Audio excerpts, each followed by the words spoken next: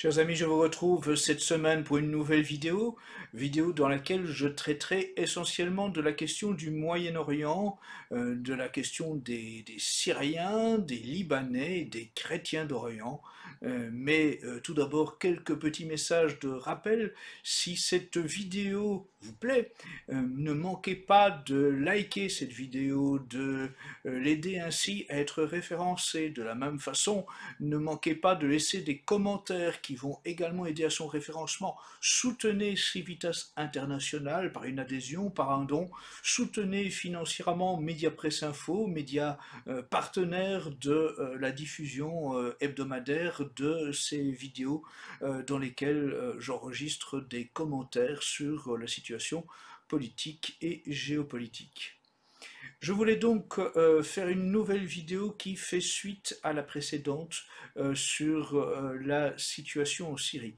Il y a une semaine, je soulignais avec vous l'importance de la question géopolitique de la Syrie et comment les responsables des massacres perpétrés il y a quelques jours en Syrie sont bien sûr les djihadistes qui désormais sont au gouvernement, qui ont remplacé Bachar el-Assad, mais les responsables sont aussi évidemment ceux qui ont tout fait pour renverser Bachar el-Assad, et je citais entre autres Israël, les États-Unis, le Royaume-Uni, la France, la Turquie, le Qatar et même l'Ukraine, et je vous donnais des indications du rôle de chacun et des raisons pour lesquelles chacune de ces nations ont cherché à renverser Bachar el-Assad et ont pour renverser Bachar el-Assad soutenu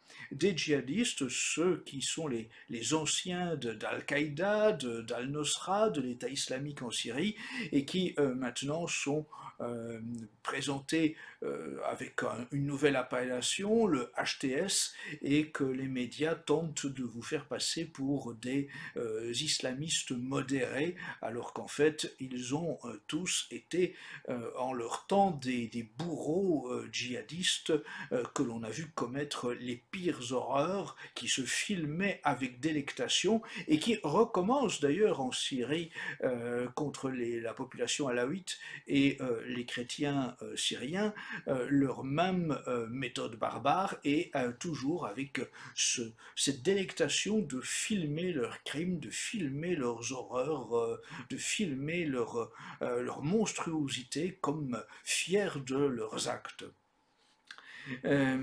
Cette situation en Syrie, elle a de nouveaux rebondissements. C'est le 16 décembre, l'on a vu que l'armée officielle du nouveau gouvernement syrien, composée donc d'anciens djihadistes des groupements de type Al-Nosra, Al-Qaïda et État islamique, ont mené une incursion au Liban, à la frontière nord-orientale du Liban. Ils ont pénétré sur le territoire libanais, ils ont tenté donc d'y prendre pied, ont été repoussés par des populations tribales armées qui ont immédiatement fait feu. Il y a eu des échanges de tirs et les djihadistes syriens ont alors fait appel à de l'artillerie, on fait venir du matériel lourd pour contrer la riposte légitime de la population libanaise. L'armée libanaise est ensuite intervenue, l'aviation de l'armée libanaise a bombardé l'artillerie syrienne qui s'était mis en position, et donc des échanges de tirs, des affrontements ont duré pendant plusieurs jours. La situation va probablement encore s'aggraver au fil des prochains jours, mais il est symptomatique évidemment de constater que cette attaque syrienne se déroule au moment même où l'armée israélienne a repris ses tirs au sud Liban, ces bombardements au sud Liban contre la population libanaise. C'est pas un hasard si les djihadistes syriens viennent en supplétif des offensives menées par l'armée israélienne. On constate, et je le soulignais dans la précédente vidéo, que je vous invite à voir si vous ne l'avez pas encore regardé, visionné, je soulignais à quel point les djihadistes désormais au pouvoir en Syrie, héritiers d'Al-Nosra, d'Al-Qaïda et d'État islamique, ont bénéficié depuis de nombreuses années du soutien financier, militaire et même hospitalier de l'État israélien. C'est en effet reconnu, c'est de notoriété publique, je donnais toutes les sources dans la précédente vidéo, des sources qui sont d'ailleurs souvent des sources israéliennes elles-mêmes, des sources tant militaires que civiles que de médias israéliens, qui confirmaient bien que Israël, pendant des années, a soutenu tous ces djihadistes en Syrie. Et d'ailleurs, les djihadistes, lorsqu'ils ont pris le pouvoir en janvier 2025 en Syrie, ont remercié l'État israélien pour leur aide, pour avoir permis leur victoire grâce notamment à l'appui militaire israélien. Mais oui, vous voyez, Israël et les djihadistes, même combat. Et donc les blessés d'Al-Nosra, Al-Qaïda, État islamique en Syrie se faisaient soigner dans les hôpitaux israéliens. Je vous en donnais toutes les informations, les sources, les preuves dans la précédente vidéo. Rien donc d'étonnant à ce que là, ces derniers jours, ces djihadistes désormais au pouvoir en Syrie viennent appuyer l'armée israélienne qui mène une attaque contre le Liban et que dans la perspective de leur chasse aux Alaouites et aux chrétiens syriens, ils poursuivent ces populations jusque sur le territoire libanais et qu'ils viennent ainsi apporter une conjonction de moyens avec l'offensive israélienne. Ceci, évidemment, c'est important de le souligner, c'est cette conjugaison entre les intérêts israéliens et donc les intérêts des mouvements de type Al-Nosra, Al-Qaïda, État islamique et maintenant HTS en Syrie. Et il faut souligner que les seuls qui ont, avec force, réagi militairement contre cette addition de moyens, c'est le Hezbollah. Je sais que cela va faire bondir certains qui sont abreuvés par la propagande BFM TV, CNews et compagnie, mais la vérité, elle est là. Et je vous donne des informations bien précises, des cas que vous pourrez vérifier par vous-même. Savez-vous qu'il y a une ancienne religieuse dominicaine de Fanjo qui est allée s'établir au Liban, en ermite, à la frontière du sud Liban, et que ce sont les miliciens du Hezbollah qui assurent sa protection. Eh oui. Savez-vous que les monastères chrétiens au sud Liban non seulement bénéficient de la protection militaire du Hezbollah, mais que ce sont des miliciens du Hezbollah qui régulièrement viennent avec des camions livrer aux religieux chrétiens des vivres, des fruits, des légumes. Oui, c'est quelque chose que vous n'entendrez pas dans les médias dominants.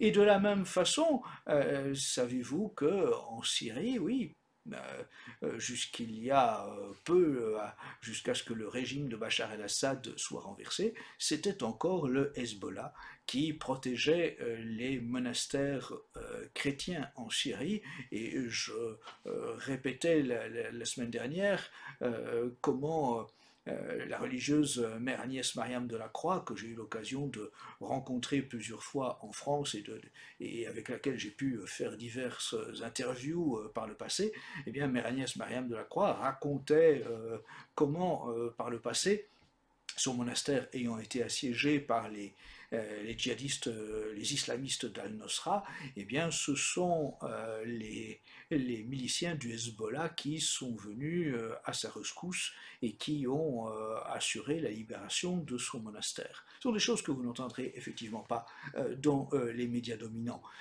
Pas plus que vous ne serez informé qu'il existe désormais au sein du Hezbollah une unité militaire composée de chrétiens qui du coup effectivement perçoivent à quel point c'est leur seule façon, s'ils veulent défendre par les armes la chrétienté d'Orient, de trouver un endroit pour mener ce combat, cette bataille. Et donc oui, c'est encore quelque chose que vous n'entendrez pas dans les médias dominants, l'existence d'une unité de chrétiens au sein du Hezbollah. C'est quelque chose qu'on n'entendrait pas parmi les médias dominants, mais c'est quelque chose qu'on n'entendrait pas non plus parmi la classe politique française qui se présente comme étant de notre camp, du camp national, et qui prétend, par médias interposés, faire partie de ceux qui défendent, soi-disant, les chrétiens d'Orient. Je veux évidemment penser ici à Jordan Bardella, à Marion Maréchal, à Sarah Knafo, à Éric Zemmour, tous ces gens-là qui, en fait, dans de beaux discours, prétendent être du côté des chrétiens d'Orient, mais qui systématiquement sont surtout du côté de l'État israélien. Et vous avez tous probablement entendu la préparation d'un voyage officiel de Jordan Bardella comme de Marion Maréchal en Israël à l'invitation du ministère de la diaspora et pour un colloque au cours duquel tant Jordan Bardella que Marion Maréchal prendront la parole en présence du Premier ministre israélien Benjamin Netanyahou et du président israélien Isaac Herzog. Quel changement dans le positionnement géopolitique de ces personnalités considérées comme du camp national. Les voilà tous ventre à terre en Israël pour assurer Israël de leur indéfectible soutien. Et pourtant, ces gens-là prétendent également être du côté des chrétiens d'Orient. Alors, je m'adresse directement à vous, Madame Marion Maréchal. Vous avez été, il y a quelques mois, en Arménie, vous avez été rencontrer les réfugiés arméniens provenant du Haut-Karabagh. Comment pouvez-vous vous prétendre vous soucier de leur sort, être du côté des Arméniens, être du côté des chrétiens d'Orient, alors que vous soutenez l'État israélien. Dois-je vous rappeler que l'Azerbaïdjan, qui est le bourreau des Arméniens, l'Azerbaïdjan reçoit directement ses armes de l'État israélien. Madame Marion Maréchal, pourquoi êtes-vous dans l'incapacité de condamner la fourniture d'armes israéliennes à l'Azerbaïdjan, alors que ce sont ces armes israéliennes qui causent le martyre des populations arméniennes du Haut-Karabagh et qui menacent désormais les frontières directes de l'Arménie. C'est ça la vérité. Vous ne pouvez pas tenir ce double langage, Madame Marion Maréchal. En soutenant Israël, par définition, vous ne soutenez pas les chrétiens d'Orient. Et cela vaut évidemment pour M. Bardella, cela vaut évidemment pour M. Zemmour, cela vaut évidemment pour Mme Sarah Knafo. Tous sont évidemment des propagandistes de l'État israélien, mais cette propagande, elle va évidemment à l'encontre des intérêts réels des chrétiens d'Orient. Il faut d'ailleurs rappeler que le patriarcat latin de Jérusalem vient de prendre une position extrêmement courageuse. Ils ont publié ces jours-ci un communiqué qui rappelle que l'Église catholique condamne fermement la fausse doctrine du sionisme chrétien. Ah, voilà. Voilà quelque chose qui mérite d'être rappelé alors que sur des médias de type CNews, on nous vante si souvent le fait de voir soi-disant Israël comme le bouclier de l'Occident.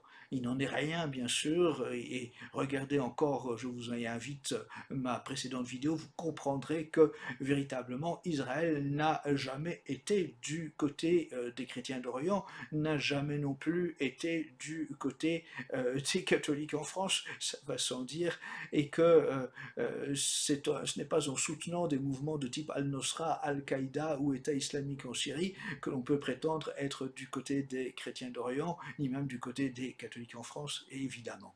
Et donc, j'insiste sur cela, prenez bien conscience de l'existence de cette condamnation ferme par les évêques latins de Jérusalem de ce sionisme chrétien. Ils ont eu un rappel par un communiqué, ils ont rappelé la doctrine ferme de l'Église catholique sur ce sujet. Il n'y a pas de place pour un sionisme chrétien.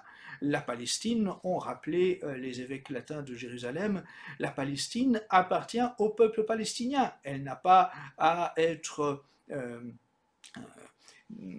rendue à une autre population, être vendue, offerte ou conquise, selon que l'on songe à la tentative militaire israélienne de s'emparer de Gaza, ou que l'on songe à la proposition américaine de Donald Trump de devenir le nouveau propriétaire, le business propriétaire de Gaza. Dans les deux cas, tout cela est un vol du territoire d'un peuple qui est là de longue date, qui est le véritable propriétaire de ce territoire, c'est le peuple palestinien. Et donc le patriarcat latin de Jérusalem l'a bien rappelé, et donc les vrais catholiques, évidemment, ne se laisseront pas berner par cette propagande sioniste, comprendront qu'ils n'ont pas d'autre choix que de défendre le peuple véritablement, légitimement propriétaire de cette terre, à savoir le peuple palestinien, parmi lesquels il y a évidemment de nombreux chrétiens palestiniens qui sont également les victimes des méfaits de l'armée israélienne.